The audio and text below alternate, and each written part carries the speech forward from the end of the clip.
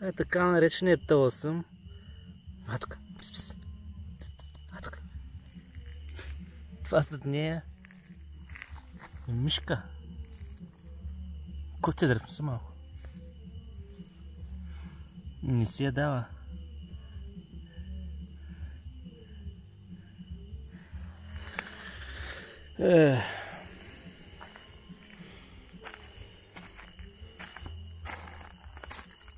Таралежа ползиш тук някъде.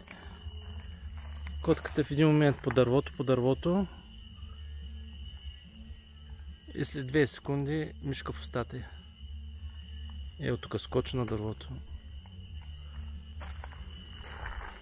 Сега дали е жива мишката или не,